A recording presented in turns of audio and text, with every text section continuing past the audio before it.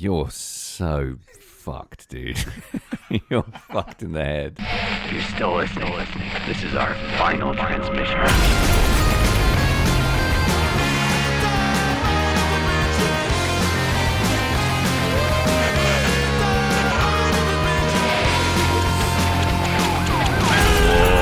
Oh, we're here, Jamie. It's me, Sam Russo. It's you, Jamie Carruthers. It's Final Transmission. It's a podcast that brings you one horror movie review per week from the dawn of time till the end of time. How are you doing, Jamie? I'm doing wonderfully. I've got a coffee. It's Saturday morning. Well, it's Saturday afternoon now, but only just. And I've had a lovely breakfast. I've had a lovely day so far. I've been to the laundrette, washed every dirty item of clothing I own. You look very aroused. What a time to be alive. You look like your senses are heightened. You're attuned. You look like you're thriving. Yeah, I mean, I am a rare beast who loves the laundrette. Just a big fan of being in a laundrette. Your laundrette specifically, or the laundrette as a genre? The laundrette as a genre. They're all the same, right? Fuck no, dude. Laundrettes. Describe your laundrette. Walk me through it. Okay, so you walk in through the door. There's a bank of dryers on the right. They're big and Swedish. That's the left. Sorry, the bank of dryers on the left. There are two banks of small machines directly in front of you. I think they're German machines they look like they're from the 70s. And then a bank of like massive machines on the far right that also look like they're 50 years old. And it's always empty. It smells really clean. It's really nice and warm. All right, alarmingly similar to my local laundrette, actually. Yeah. Pretty good. The back cover photograph for Back to the Party is taken in the Hayville laundrette. Piece of trivia for you. Yeah, no, I'm a big fan. Big fan of a laundrette. I like not taking my phone to the laundrette and just enjoying the spinning and potentially reading. Yeah, well, I don't, because if I don't have headphones on, people will talk to me. Yeah. I live in a very friendly city full of very friendly people. Last time I was there, a man just broke through the headphone barrier and just talked to me incessantly about his Swedish girlfriend. It's not the city for you, actually, is it? Now that if we think about it, if you're taking protective measures against the thing that defines the city in which you live, it's probably time to move, bud. I'm happy enough to engage in conversation with strangers. The laundrette isn't the place to do it. It's my little sanctuary. I watch the spinning. I listen to a podcast. Today I watched Final the Transmission? end of the Do you film listen to Final Transmission when you're in there? No. I bet you do. No. Today I watched the end of the film that we're covering today. As it was intended to be watched on a phone in a laundrette. Yeah. Yeah, I think there's nothing wrong with that, right? In this modern era. I mean, it's a film that I've seen many times. So, yeah, I'm never going to experience a film for the first time that way. What do you think? If I can help it. If Larry Cohen walked into the laundrette and looked over your shoulder and saw that you were watching Q the Winged Serpent while you're washing, was just churning around in this 70s laundrette with your headphones on, do you think he'd say anything? Yeah, I do. What do you think he'd say? I think he would ask me for money. Such excuse me, as the streaming that grifter on a legitimate platform. Yeah, Mr. Bezos has given me permission to watch this. Still alive? Is Larry Cohen still alive? No, he's not. He died. Sorry. Yeah, I thought so. He's dead. So you'd be really surprised to see him in the laundrette in Liverpool. Not just because it's probably not where he would have hung out in his life, but no, I don't think he ever left New York. Yeah, he's kind of a New York guy, right? So I mean, we've given it away. We're covering the movie Q, the Winged Serpent today. Jamie, I think I've heard you say in past lives and previous that this is one of your favorite films of all time. I don't know if I would go that far, but when I don't know what to watch and it's 1 a.m. and I'm pages and pages deep in streaming services being like, what am I in the mood for? Invariably, I am in the mood for Q the Winged Serpent. It's just a movie that I go to an awful lot because it's really easy to watch. I mean, I'm not going to spoil my review here, but it's a movie that I find really easy to watch, a place where I like to just hang out. How did you first encounter this film? I was probably in my 20s. It's not a film that I think you can watch as a teenager because there's too much going on and none of it makes any sense. Yeah, I think I was in my 20s. I think I was. I'm a big fan of the movie The Stuff, as I think you are as well. Mm-hmm. And so I was looking maybe one day for more Michael Moriarty movies and happened on one that was directed by the same guy. So I was like, Bob's VHS, popping that in the box right now. Bob's your fanny. What about you? Had you seen Q the Winged Serpent prior? No, I think I'd been actively avoiding watching this film. It does not scream, this is going to be great, from its title, cover artwork. From me, from a personal perspective, cast, director, any of it. The cover artwork is amazing. There's a giant fucking winged creature flying next to the Chrysler building. Like, what's not to love?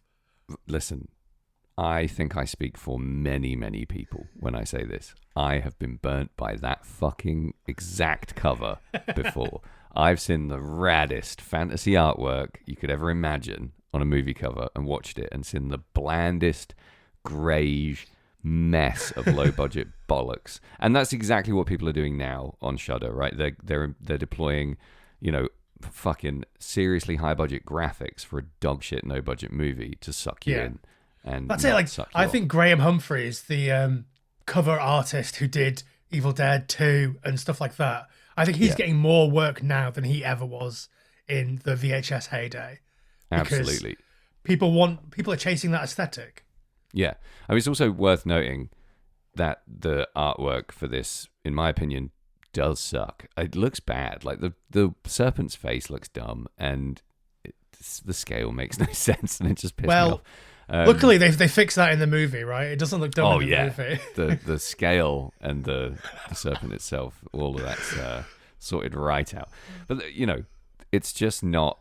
There's lots of things from this movie you could have put on the cover and made it, a little bit more representative and more attractive to discerning video shop shelf perusers like myself. But this was not one that was leaping to the top of my list. Put it that way. What a title. Why... What would you have called this if Q the Winged Serpent was not available? What would you have renamed this movie? New York Monster. And you never had a career in the creative arts? What on earth? I work in marketing and communications. Like, that's gold. New York Monster. Yeah. Yeah, I mean... It tells you a bit more about what the movie is. I would have, if the two movies were next to each other, I would have picked Q the Winged Serpent in that situation. That should tell you everything you need to know. Larry Cohen, you're a big fan. I am. I thought you were talking to him. He probably is a big fan. So there's a lot of trivia around this movie. There's a lot of interesting factoids, I guess. I'm assuming you have multiple pages of notes. I have some. Not as many as normal. So I watched this movie twice in the last 24 hours, and the reason for that is the first time I got halfway through and I was just so into it that I put my notebook down and just watched the movie. Nice. Which is not something that I do very often, but like, I blow my wad super early, but I love this movie. Like, it's just... Yeah, we know. It's just a little wonderful place to spend a couple of hours. Wonderful, like, Midtown Manhattan building tops where a giant winged lizard is swooping down and ripping off window cleaners' heads. Like, what is not to love about that? It's the New York that you want to live in, isn't it? Like, I would rather be in the seedy, shitty part of New York, and we don't see an awful lot of seedy, shitty New York in this, and that's why I think I do like it. It's sort of aspirational, because in my brain I live in like a porn theater on 42nd Street. You live in a porn theater. but I want to be living on the Lower East Side. You know what I mean? Yeah. I want to have that view of the park. But, so that's why this is an aspirational movie for you. Yeah. Okay. Do you ever just like look at how much it costs to buy an apartment that overlooks Central Park? No, I don't. Okay. Do you want to guess how much it costs to buy an apartment that overlooks Central Park? $5 million. Guess again, buddy. More? Yeah. $8 million? It's at least 12. Wowie. You will not find an apartment in any building that overlooks the park that is less than $12 million. That's a lot of $1 million. It is. But, like, what happens when you buy it? You just skin, right? Who has more than $12 million apart from Jeffrey Bezos? Quite a lot of people. I mean, what's your mortgage on a $12 million apartment? It's both of our mortgages put together a month. More, I would say. Way more. It's bananas. It makes no sense. The interest is the cost of both of our houses put together. What do you think the McAllister house was worth during that white hot winter of 1980, whatever it was? So we're in Chicago, right? Yeah. Or is it Chicago or is it Shermer, Illinois? I don't know. No, it's Chicago. Well, it's Chicago suburbs. Yeah. Just because John Hughes wrote it, didn't he? And John Hughes set a bunch of stuff in Shermer. Set it in Shermer. Shermer is a made-up place. So he didn't set anything there because it doesn't exist. Well, he set them there, but this has already been edited out. There you go. Chicago, 80s. That's probably... 1990. I would say that's a $750,000 house. You are alarmingly close. At the time of filming, approximately 800,000. Yeah, that's probably 4 million now, 6 million, 5.25. Why am I so good? I spend a lot of time looking at American real estate. Fucking ridiculous. Mastermind specialist subject Zillow. Speaking of Zilla, cue the Winged Serpent. Serpzilla. So why don't you, Sam? Why don't you give us a synopsis? Absolutely You're not going to do it. I have no idea what's going on in this movie. No, right. I don't understand it. So you're going to have to tell me what happens in this film. Okay, so small time crook. Big town. Quinn is involved in a robbery, a jewel heist, where they're robbing a jewel store called Neil Diamonds. He's not really a very good criminal, but he ends up getting away with $77,000 worth of diamonds, which he promptly loses. While trying to hide from the cops, he ends up in the attic of the Chrysler building, and he finds a giant nest with a big egg in it, and he shits his pants. Because it turns out there's a giant winged creature terrorizing the rooftops and high-rises of Midtown Manhattan. Which we already know at this point in the movie, which is interesting. Yeah.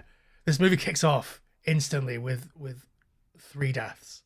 Yeah. Investigating all of the crimes in this movie, the jewel heist, the ritualistic killings that seem to be happening around the city, and the giant bird attacks are the same 2 detectives, played by David Carradine and Richard Roundtree. Mm-hmm. And so, they investigate these crimes. Are they connected? Yes, they are. That's the synopsis. Okay, I mean, you've simplified it to a point where I understand what happens now. Yeah, I mean, that's what happens. Lots of stuff happens in the middle that is weird. You know, David Carradine takes his birth control. Can I throw something at you that I noticed about this film really early on that I want your take on? David Carradine was in a film in 1977 called The Serpent's Egg. Coincidence? Yes, but only in as much as David Carradine took every single movie that was ever offered to him. Yeah. But this is a Criterion movie. It's well thought of. I can't go as far as to say a classic, but it's an Ingmar Bergman movie, so it's quite well known. Do you think there is any way? Oh, I thought you meant that Cue the Winged Serpent was a Criterion movie. I was like, that is news to me. No. I don't think Cohen has many Criterion movies, but he must have been aware of it. It's 82. 77 is very recent. He's obviously familiar with his cast and their careers. He must know Carradine was in The Serpent's Egg. Yeah, I mean, originally this wasn't going to have David Carradine in it. It was originally meant to be James Brolin. Really? Yeah. Wow. It was meant to be James Brolin movie. and Yaphet Kotto as the cops. Holy cow! Okay. But they were actually the what was actually happening was that Larry Cohen was working on a different movie with those people in it. Yeah. And that movie fell apart, but he already had a bunch of props and stuff. Wasn't it a Corman movie? Yeah, and so he was Didn't he like, get sacked? yeah, like it fell apart. The movie doesn't exist. Yeah. Whatever movie that they were making doesn't it ended up not happening. Right. And so he was like, I've got all this shit. I've got most of a cast. Let's just go and make a different movie. And so they shot this over like a few days. Yeah, I read that he wrote it in 2 days. Yeah. Which is a lot. That's white hot writing, really, because it's a lot of dialogue. A lot of dialogue. And I think, I mean, we'll get into this later, but I think the dialogue in this movie is pretty good. I don't know if it's just, it's so well delivered by a absolutely manic Michael Moriarty. There's definitely a lot of dialogue. Sam, 2 I'm days. dying to know if you like this. So why don't we take a break? Okay. Come back and you can get it off your chest. Okay, thanks.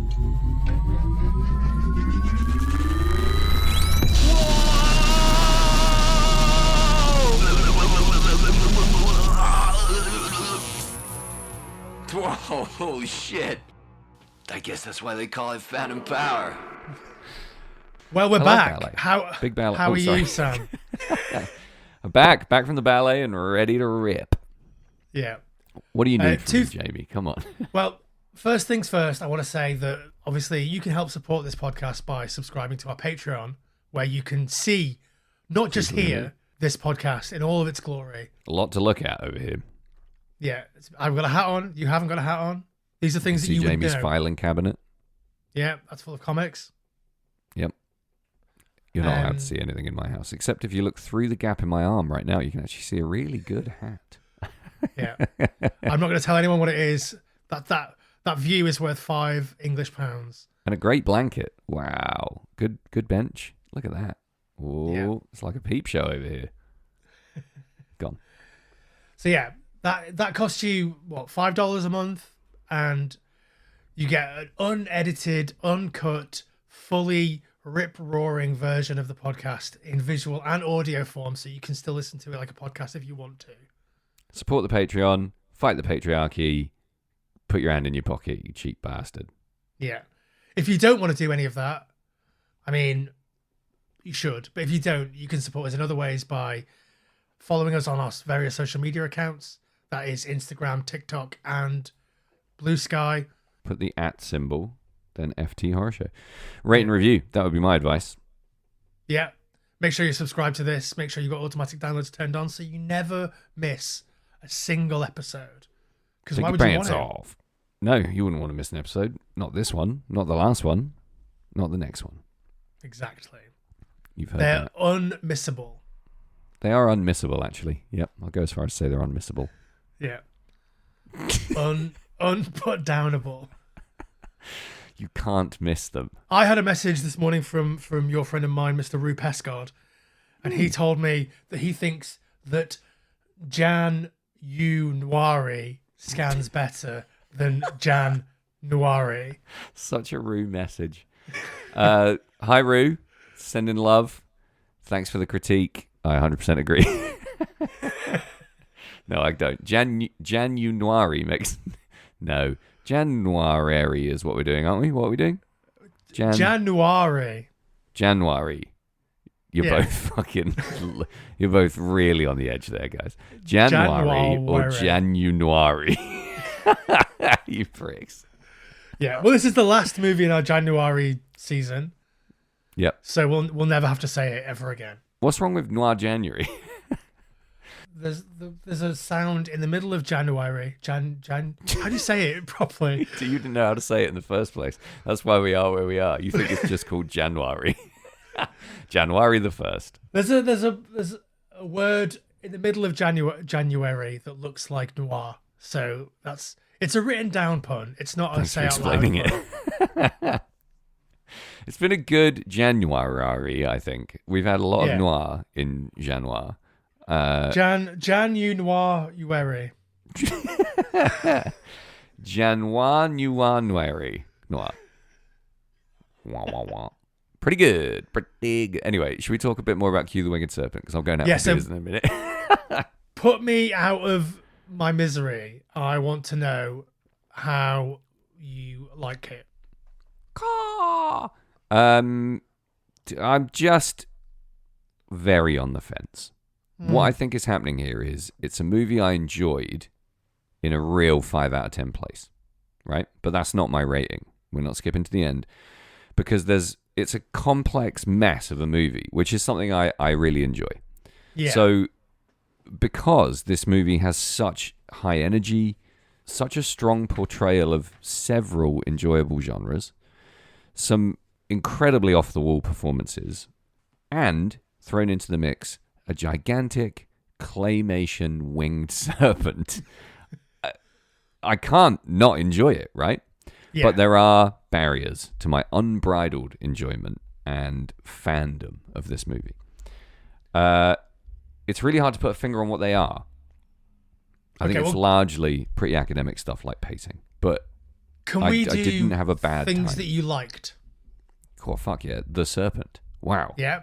What a cool bird. It is really cool, isn't it? I mean, it always looks terrible. I love how long its neck is. I love that David Carradine's never seen it and is able to somehow draw a fairly accurate picture of it in that meeting. Yeah. It's fully claymation, right? So it's impressive to me immediately because I just think claymation is rad. I still think it's impressive.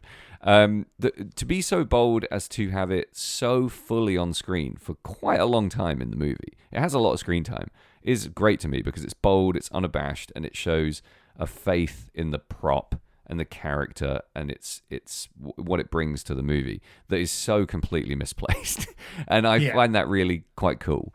The movie is nothing without this beast being as dumb as it is. And that's, again, very much puts you off balance, which is a fun place to be in while you're watching the movie.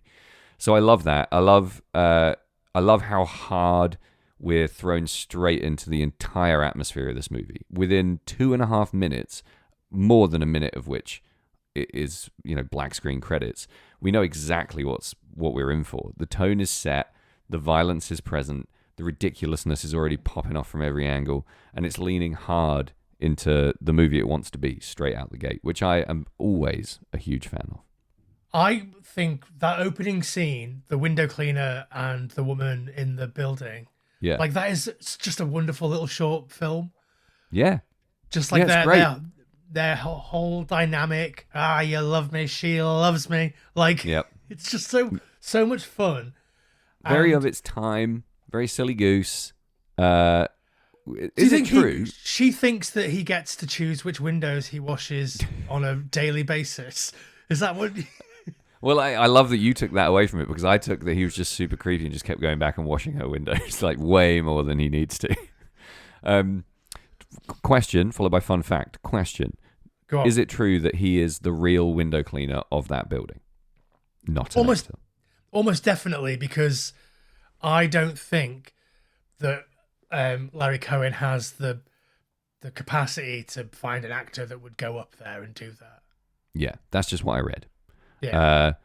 Fun fact, when I was a kid at school and we did those careers questionnaires, my recommended career was high altitude window cleaner.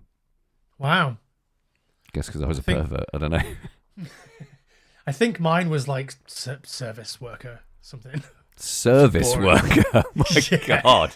Talk about general. That could be fucking anything. In a way, you are a service worker. Yeah. What is a service worker? That could be anything from railroad man to cafeteria guy. What I think it was factory work. Oh, okay. Factory guy. I think maybe I didn't take the quiz very seriously. I really did, which is why I was quite surprised to find high altitude window cleaner specifically. Anyway. Do they have a lot of high altitude windows in Haverhill? No, not at all. Absolutely not. I guess they were assuming I'd live somewhere else. That's depressing. So I also enjoyed Michael Moriarty's performance. Yeah. I think not for everyone. I think Michael Moriarty in a different universe, in a different dimension, is Al Pacino. What? Do you mean Al Pacino is in general? I think he could and should have had the career that Al Pacino ended up having. And the thing that is different, I think, is that he doesn't look interesting. Moriarty. Yeah. That is a you've really cut to the core of his being there. Yeah. The problem with Michael Moriarty is that he's not interesting to look at. I think you're right. He does, Like- however, have my hairdo in this film if I let my hair grow. I think the controversial thing that I'm going to say here is I think it's a really good performance for somebody like me who very much likes this kind of performance, but I think he's horribly miscast. I just don't think it should be him. I disagree. I think that like I knew you would. he brings so much to this movie. Like this movie would be terrible if you had a guy who would be in this kind of movie. What's your ballpark? Can you give me like one example of a guy who's Michael Moriarty level could possibly be in this movie? I thought Lance Henriksen. Yeah, let's say if David Carradine was Quinn and Lance Henriksen was David Carradine's character, like that wouldn't work. Different like vibe. you need the insane manic energy. Like I think, and I don't understand why we don't, but I think that we should be having conversations about Michael Moriarty in the same way that we do about Nicolas Cage. Like he makes such insane choices that are driven by the performance and the feeling that he thinks that this character would be trying to get across, even if it like doesn't really make sense for the movie. Like even if there's an extended scene with him playing jazz piano and scatting, like yeah. why does that happen? But it's great. It's perfect for this guy. I don't know if it is. He, as much as I enjoyed the performance, it wasn't locked into an individual character for me. It just felt too all over the map. Those two guys aren't the same. The ex-junkie, ex-con, current wheelman, jewel thief, / scat singing piano man / guy who extorts the whole city of New York for $1 million doesn't gel to me as a character that I can get behind really in a movie. It's too broad, too spread. And I think the reason people don't talk about him the way they talk about Cage is he hasn't had anywhere near as good a career. Like he's just not in enough good movies, especially not enough mainstream movies. Well, I think what happened that really is that he went to TV too early. Yeah, you think? Yeah, he was in the first 4 years of Law and Order as like a district attorney or something. Like, say what you want about Law and Order, it doesn't allow you to give a performance like you would give in this movie or in The Stuff. I also think like, besides his weird southern accent that he has in The Stuff, they're basically the same guy. Yeah. Were you giving me permission just then to say what I want about Law and Order? Because we'll be here for days if you are. You could say succinctly what you want about Law and Order. It's fucking great. Moving on. I have issues with Law and Order, but I've only watched, I don't know. I'm talking about the TV show, not the concept, Jamie. Well, that too. But I've only dipped my toe in. I think that like Christopher Maloney is a bad cop. Right. I think that like if he was a real cop, someone would have shot him in the face a long time ago. Like he's awful. I mean the cops in this, in Q the Winged Serpent, are pretty bad. Right. In terms of like at their job. Or like good at their job, but in a way that is against the law. Right. Which I think that Christopher Maloney is also, he does that. Like every single episode of Law and Order should end with the case getting thrown out because Christopher Maloney's character didn't read the guy's rights. Procedure. Yeah. Yeah. Kicked fuck out of someone. Yeah. So listen, I'm sure we can talk more about Moriarty's performance in this movie, but let's keep things moving along at a good clip. Okay. I found Richard Roundtree's performance to be absolutely flawless in this film. I think he's fantastic, and he did not, in my opinion, put a foot wrong. Yeah, well, I think both the cops, Roundtree and Carradine, I think are fantastic. Carradine really oozes a lot of cool in this movie for me.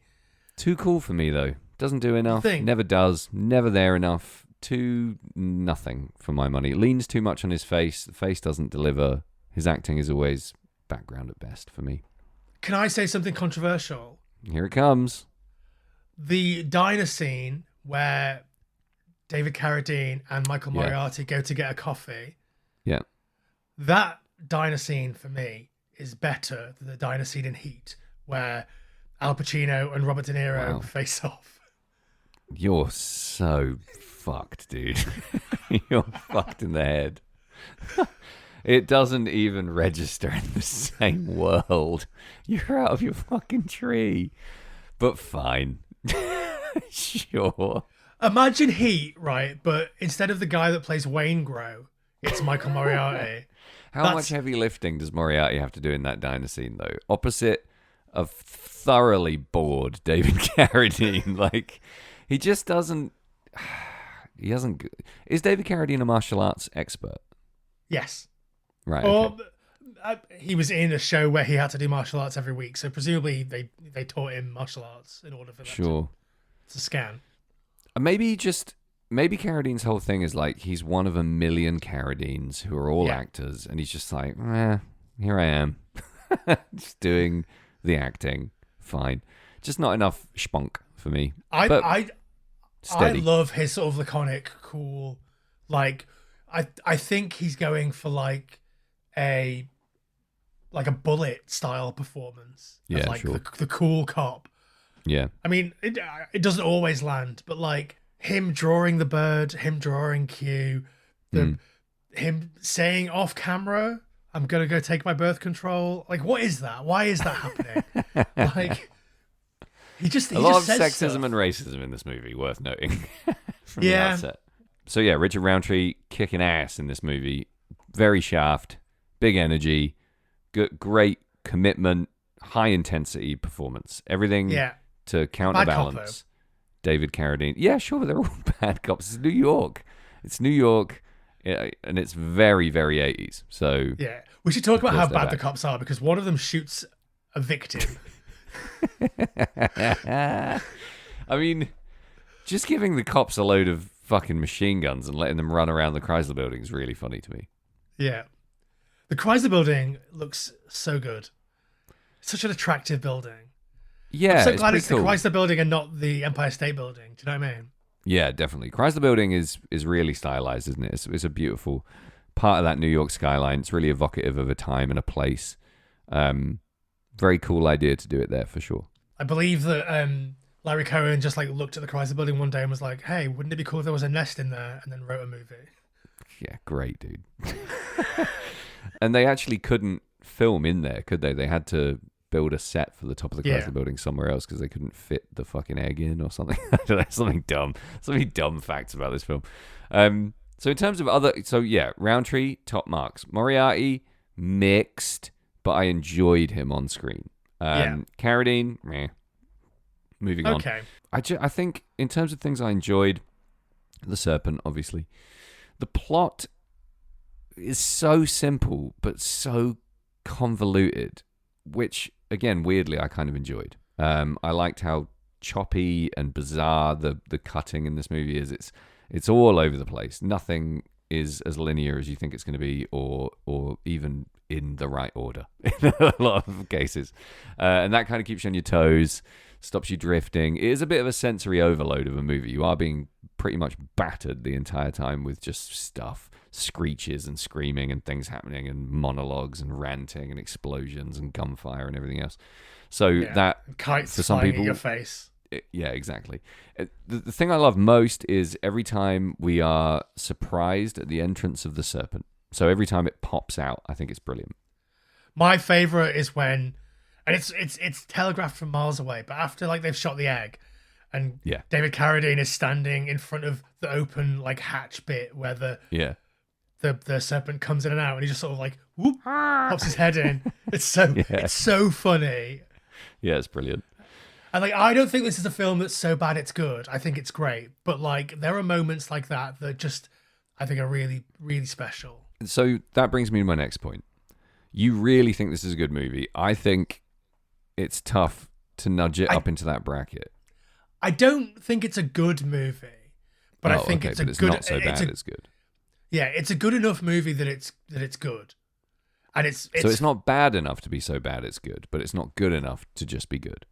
Yeah, I think it's a fun movie. I'm not going to pretend that this is like high cinema, but like I said before, it's just a great place to spend a few hours. Like when I went to New York a couple of years ago, we went up to Top of the Rock, and I spent my entire time up there looking for the rooftops, the Manhattan rooftops that I see in this movie. Yeah. Because it's just a cool place to be. And like, it's a part of New York that you don't normally ever get to see. Sure. Even in like these sort of grotty 80s low budget horror movies, like you normally see street level, bad people, worse effects. Yeah. And like, you know, in this, the effects are amazing and the people are really bored watching people do press ups. So yeah, it's strange to mix. One of the appealing things to me is it's so strange to mix such shockingly low budget, appalling effects with what feels like a movie that's actually trying to be quite serious in a lot of ways. yeah. It's not packed with slapstick or, you know, crazy one-liners and super bizarro dialogue. It's played pretty straight for the most part, and then stupid plastic bird, which is a bizarre thing to smash together, because you either end up with an incredibly shit monster movie or a great crime caper, and it's sort of weird to try and reconcile the two while you're watching the movie. So it keeps you in this strange headspace of buy in, buy out, buy in, buy out. And it's purely down to preference, I think. If you like that kind of monster movie, then you're probably in more than you're out. The monster is basically like a plot beat. It's not the actual thing that the movie is really about. The movie's about like how some people in New York would try and exploit a thing like this in order to, you know, get out of the stuff that they've done or to make themselves, puff themselves up in some way. Like it's about like the reality of living in New York and the selfishness of living in New York and the way that like you have to be if you live in New York. You have to be, you know, quite friendly, but also ready to step over a dead body on the sidewalk at any moment. Sort of leaning into the dog eat dog reputation. Yeah. Yeah. Not and pleasant, that part of the movie. Quite funny, but a bit icky. Yeah. I think Quinn Moriarty's character has developed enough goodwill with me, at least, to sort of get away with that, where you're sort of like, yeah, come on, we want him to do well because we've spent all this time with him. He's kind of an anti-hero, really. I back it as a tactic. I think what he's doing is very cunning and very industrious, and in the universe of this movie, totally wholly justified. We don't expect him to do anything else. He's not a good guy. He sucks. He's bad. He's a bad guy. You know, what good qualities does he have? Basically none. If we're judging him based on his career choice, plays a mean piano. But he learned how to do it in jail and was racist about the guy that taught him. So there's that. He is a career criminal, a failed career criminal. He beats his wife. He's only a criminal because of the cops, though. Like they. Oh, so he says. You buy that shit? No way. Yeah, like in that impassioned rant where he's like, the first one they laid a bum rap on me, but the second one that was me. I accept that one. Like that to me says that like he was stuck in this horrible life because being an ex-con, and he was, you know, maybe he was like a bad kid, but not like a go to jail bad kid, not like a plant 2 speedballs on him and send him to Sing Sing for 2 years or whatever. Yeah. I mean, whatever circumstances have made him who he is, I guess we're supposed to think it's New York that's done that to him, that's bent and hardened him. Either way, I struggle to understand. Well, I don't know what I'm supposed to feel in this movie really at all ever, because it's not particularly clear. But when he's extorting the city, I think he's doing great work. That's the most sort of like aligned with his character, because it's a piss weak, spineless, conniving thing to do, which is the guy that's the read I was getting on him for most of the movie. Really weaselly, you know, like a skittish, jerky little fucking rat boy. And I buy into a character like that when they stick to form and when they're doing things that feel in keeping with that. So, you know, I read a lot of people saying that he's, you know, he was hard to back as a character. He's hard to believe. He was hard to this, hard to that. That was the easiest part of the movie for me, was that whole negotiation scene. I thought, this is well acted, well scripted, wholly realistic, and ultimately pays off big time. So I enjoyed that. He has a lot of monologues, and I wonder how many of them are in the script or how many of them were written before the day of shooting. Yeah, I heard he was very method and very prone to just going with the flow and making shit up. Improvising, I believe they call that in... Well, let's not use any $5 words here, Sam. Yeah. I just think he's great. And I wish that we talked about him in the same way that we talked about the insane choices that Nicolas Cage makes and the insane choices that Al Pacino makes. And like we said, the reason that we don't is because he has a neutral egg head. He's a neutral egg. What would you say is the best, not your favourite, what's the best movie Michael Moriarty is in? Doesn't have to be a leading man. I mean, it's Q the Winged Serpent. Wow, fucking... Well, fine, that's why you're not Cage, bud, because your best movie kind of sucks. But, like, Nicolas Cage would have done this. If Nicolas Cage came of age in the early 70s... They could have written it for a teenager. Yeah, but that wouldn't have been as good. Teenager exploits the city. Nobody wants that. I don't know. I think it would work. Like, this cast is very senior. There's not a lot of young blood in this. I don't know. Michael Moriarty's probably 21 in this. He just looks fucking 40 the whole time. No, I think the reason that we buy into him exploiting the city like that is because we know that he's been kicked around by the city for his entire life. Yeah, but we could have had Cage as like a kid who's gone through the juvie system and foster homes and shit, and had the similar level of jaded, conniving weaseliness. I don't know why we're speculating as to whether or not Cage was ripe enough to be in this film. We're not speculating. He wasn't. There you go. Okay. The end. Fair enough. I did think at one point that because the movie was getting so ridiculous, I honestly thought that we were going to have a scene where Michael Moriarty went out on a ledge and talked to the serpent in some kind of ancient language and rode it off into the sunset or something. I honestly thought we were going to see him astride Q flying off. I thought Q was going to speak as well, because why would you title the movie Q the Winged Serpent if at no point was it going to have any kind of character presence? So I thought it was going to speak, and it didn't. It had bags of character presence. It was so petty. Yeah. Well, it's such a petty little creature that attacks people who are being knobs. People who are outside and inside. When it gets in the sort of the climax, when it's fighting with Mime Cop and Richard Roundtree and all of those guys, it's targeting specific cops to throw off the ledge. Based on what do you think? Based on how annoying they are. It just sort of, it seems targeted and petty, I think. Okay. Sort of sassy the way it does it. I guess. It's definitely convincing, considering how ridiculous it all is. It does look like something is grabbing real people and just throwing them across the city, which is cool. Yeah. I think my favourite, death scene is off screen, but when all the blood starts sort of raining down on the people in the streets. That's kind of silly, yeah. We don't spend an awful lot of time at ground level. No. And I like to think that that's happening throughout the movie. Well, it would be, I guess. Yeah. How many people do you think Q, the Winged Serpent, kills? Well, we see, 9? But God knows how long it's been doing it before the movie started. Yeah. How long's he been around?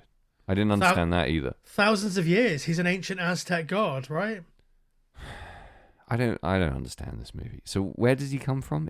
I thought he was summoned, and that's what all these sacrifices were about. So he was summoned, but he existed. I guess he was asleep before he was summoned. Okay. Was he asleep in the Chrysler Building? What? I don't get it. Yeah, I mean the sort of quasi cult religious stuff doesn't really land for me. So rarely does these days, I'm afraid. It's just no one's doing it right. I like that Larry Cohen is trying to make a swing about the ridiculousness of modern religion here. How so? The idea that people believe in this winged serpent as a god, and he's not a god, he's just a monster, but people worship him anyway, is the conclusion that the movie draws. Okay. And we're supposed to think about that in relation to the religions that we that hold the most sway these days, God, Jesus, and stuff. What are you laughing at? Nothing. Carry on. Like that's in the text, and we know that because like Larry Cohen has also made a movie about the vengefulness of God called God Told Me To, where a bunch of people in New York start hearing the word of God, and he's telling them to kill people. So we know that he thinks in these sort of terms, and I think that's the thing. Even though it doesn't work in the movie, that's the thing that makes this movie better than just like a garbage $3 low budget monster movie. Is that there's performances and there are ideas that are working in the background here that you can like grab onto. So if you can look at the effects and you can be like, that's funny, or hey, that looks like he's really grabbing Richard Roundtree and crushing his bones. The Foley on that shot is so funny. The Foley in this movie is shite. Those fucking machine guns sound like lasers, blasters. Yeah. So dumb. The drips when they're hitting the people in the street are like bloop. Paint dripping in a paint can. Even like this shot where like Michael Moriarty throws the change back to David Carradine. It's like ding. Yeah, it sounds like a bucket of change being poured down the stairs. Like, it's nonsense. Yeah. Oh, I love it. Was he really playing the piano though? That's my big question. It looked like he really was. Yeah, okay. He was. If you see it in a wide shot like that, it means that they can really play generally. At this time, yeah, for sure.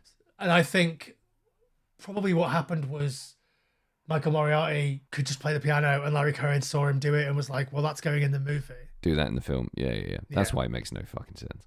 It doesn't work. But like the thing that makes no sense about that is that he's obviously really fucking good. Yeah. So why is everyone like, you fucking suck, dude? This is the worst, best jazz scatting I've ever heard. New York, I guess. Another comment on, I don't know. I missed all this, wonderful subtext about religion and the fabric of New York society and all that. It just didn't register for me because it was too buried in noise, which makes, in my opinion, it a bad film. But what do you think people think of this film? What's the broad finger on the pulse? What's the fandom? Where do people place it? I saw that it had some critical polarization, shall we say, at its time of release. It is a pretty divisive movie, I would say. I think a lot of people think that it's a fun, dumb movie. A lot of people enjoy it in the way that I enjoy it. A lot of people think it's a big steaming bird shit. Like, that's fine. All opinions are valid. Some did we miss more so than others? Did we miss a trick not having any Q poo? Would have been fun to have a huge churned up human bird shit in the middle of New York. I don't think so. I like to think that Q's dumps, Q's poops would be like owl pellets, so like perfectly formed like skeletons. We could smash a car. Yeah. That'd be fun. A cop car. That would be, if it's a cop car especially. Anytime a cop car gets smashed and you get the siren dying, that's the most fun. Find me, dear listeners, when you're reviewing this episode, find me a great movie with lots of dead cop cars. Do you want to talk about anyone else in this movie, character-wise? Because nobody else leapt out. I did want to talk a little bit about Candy Clark. Okay. Like, I think she's really quite good. You were going to commit hard then, and you just pulled back at the last second. Yeah. Like, I'm a big fan of her. She's obviously, she's in American Graffiti. Mm-hmm. She's in Zodiac. Mm-hmm. And, like, I think that, here, she really ties, like, some emotional stuff together and actually gives a real performance. I think everybody else is being silly, but I like it. And it's like they're doing Nick Cage, Al Pacino shouting acting, whereas she's, like, accessing some actual emotions. Yeah, it's a glue-like performance. It's a shame that her whole character is kind of relegated to that in a way. Yeah. But she does a pretty important job, I guess. It's always uncomfortable because their relationship dynamic is so fucking grisly early 80s bullshit. Yeah.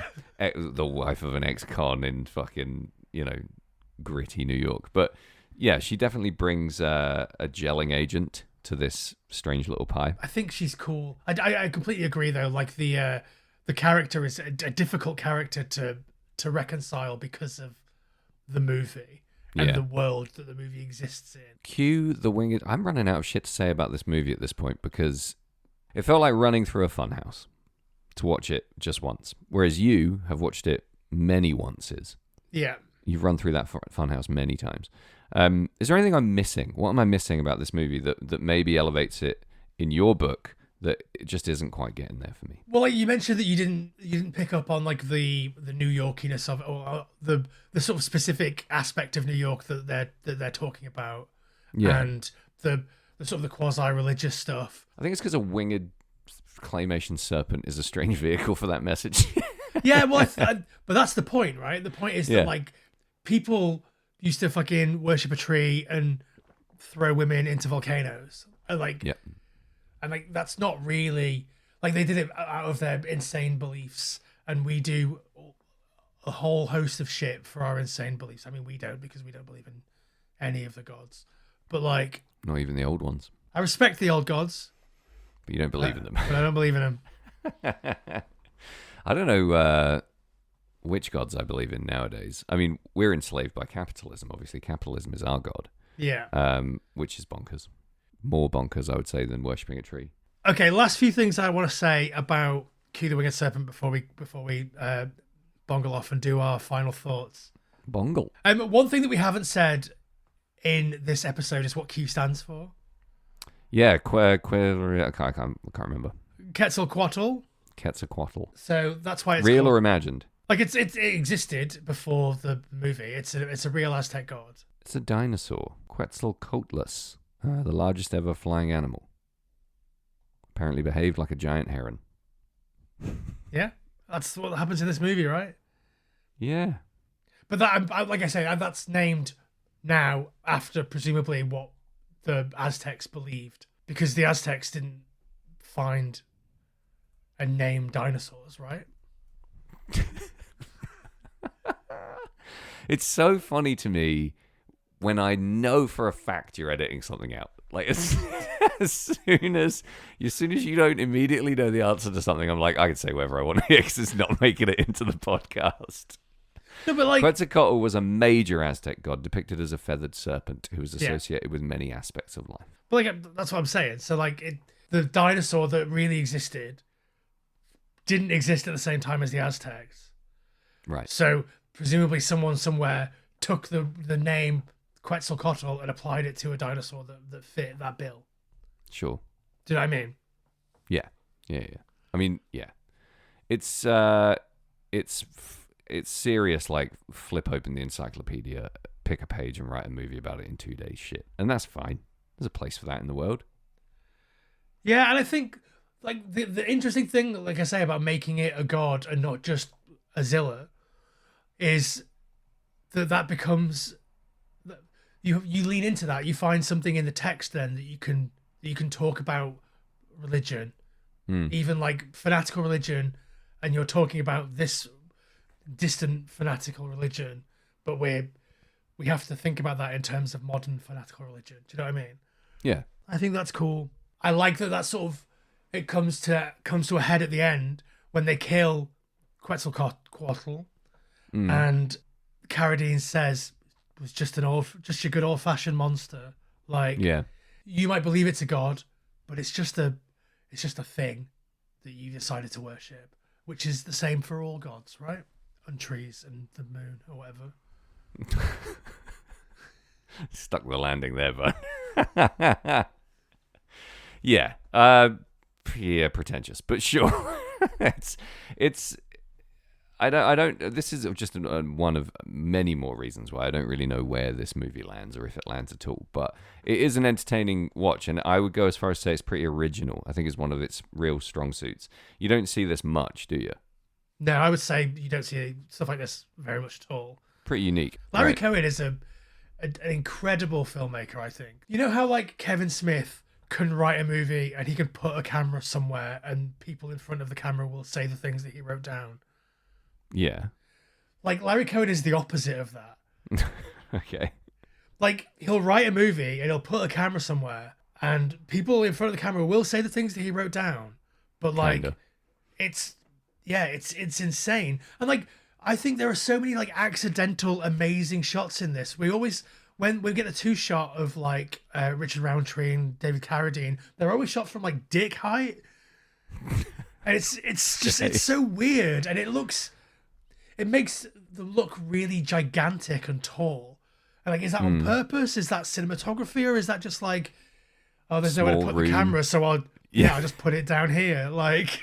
Yeah, it's fun to speculate on that stuff because the movie, again, is so disorientingly weird in terms of shot choices.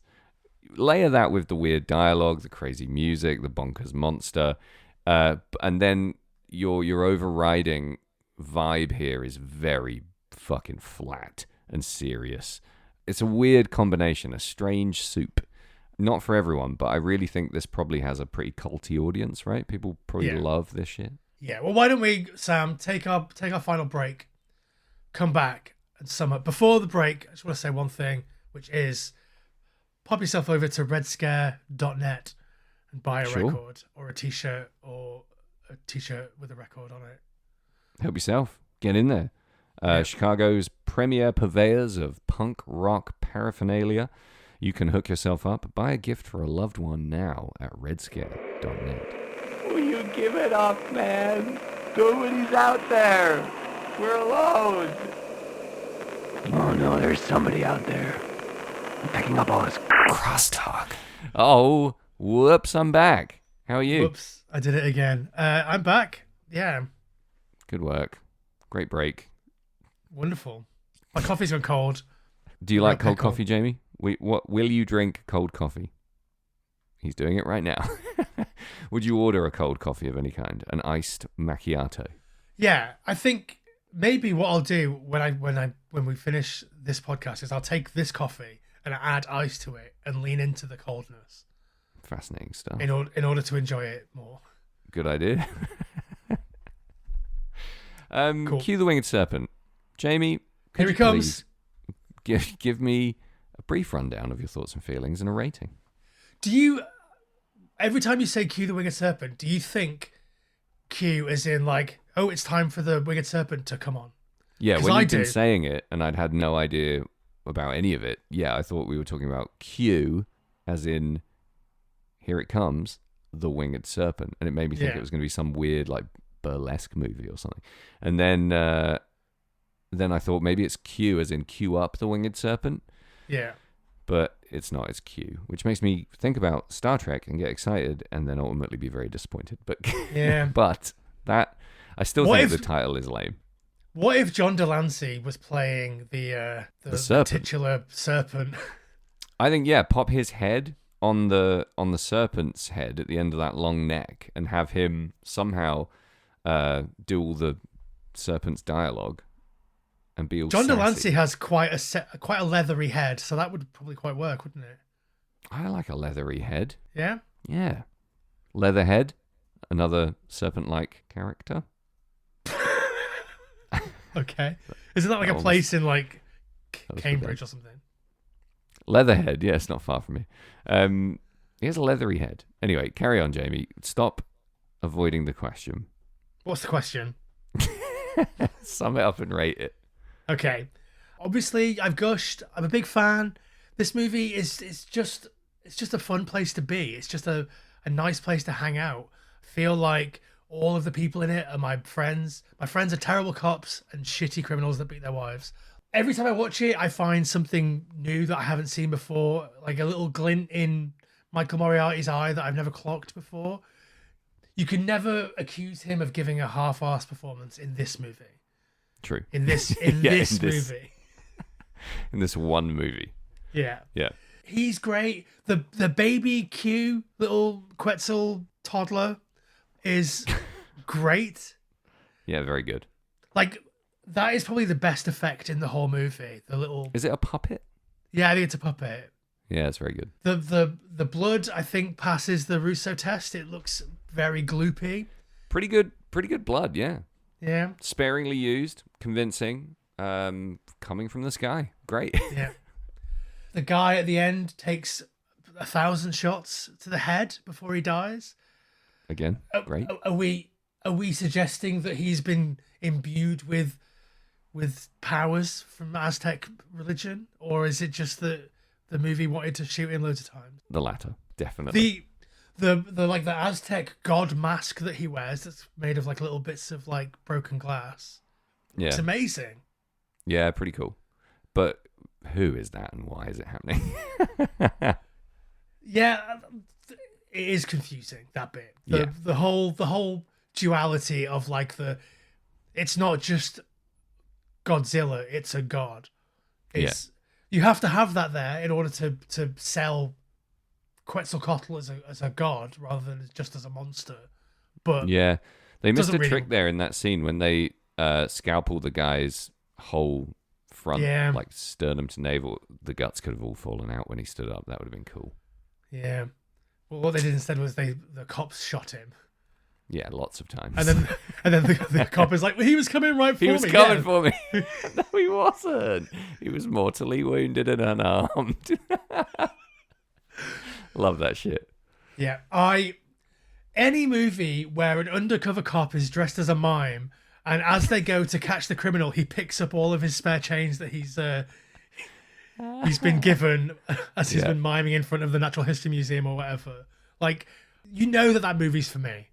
Yeah, very good stuff. And like, is he undercover as a mime all the time? Because they're having a conversation like, "Oh, how did you do today?" And he's like, "Well, not so good. The bird has scared everyone away." Like, yeah, what fucking case are you even on? It's ridiculous.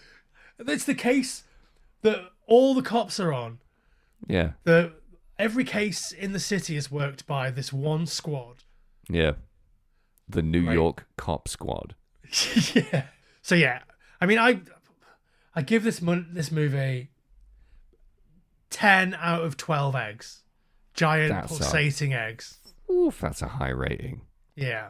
I love it. Wow. I know it's not good. I know technically in my bones it's not good. There are loads of interesting choices in performance. There are loads of interesting choices of shot, which could well be accidental, as we've discussed. But like, ultimately, the movie is a weird shade of brown. There's a patina of like brown that splatters all over it. Even with the interesting shots, it kind of still looks boring. I love the superimposition of Q and the shadow of Q, but I know it's not really good. But I love it so much that, you know, that's the score it gets. 10 out of 13, not 10 out of 12, 10 out of 13. Okay. I think this is a good... This film is watchable, and there's lots of fun to be had while watching it. For all the reasons I've said, and probably some I can't think of right now, I'm going to give it $4.5 million out of $10 million. That's low. Yeah, because it's not that good. At the start of the episode, you were like, this is hovering at about a 5 out of 10. It's dipped. You pointed out too much stuff that I missed that I don't like. I think I filter out stuff that I don't like when I'm watching movies for Daddy Jamie. And then when you start talking about them, I'm like, yeah, that was rubbish. I'd like to think, Sam, that you could watch this again. I know that there's a lot of movies that we talk about on the podcast that you would never watch again. I like to think that should you watch Q the Winged Serpent again, in the manner that I have told you several times, which is 1 a.m. with a whiskey in hand. On my phone. 1 a.m. with a whiskey in hand, and you've already watched 2 other movies that evening. I can't watch 3 fucking films in a night, Jamie. That's insane. That's a week for me. I can't do it. I can't live how you want me to. I'm so sorry. No, I will never watch this film again. I can guarantee you. Once, it's an experience, and I think it's an experience that is best served once to someone like me, because it has nothing in terms of rewatch value for me whatsoever. I saw it all happened, and now it's done, and that's absolutely fine. And it doesn't go higher than a 5 for me because it doesn't have the substance that I need to carry a good movie. It has enough in terms of fun, silliness, excitement, and general entertainment value to put it around the 5 mark. But yeah, I ain't going back for more Carradine. It's not an all-you-can-eat Carradine buffet. It's a sampler platter. So Sam, that was Q the Winged Serpent. Sure was. What a sesh. I liked it. I love it. You watched it. Thanks for being here for Jan-noir-y with us. Jan-noir-y. What are we doing in February, Jamie? We're doing films that are themed around the emotion known as love. February is for lovers. Yeah. This has been Final Transmission. I've been Jamie Carruthers. You've been Sam Russo. Don't forget to subscribe to the Patreon and do all the stuff that you can to support the podcast. And we'll see you next week for February Romance. February Romance. Perfect.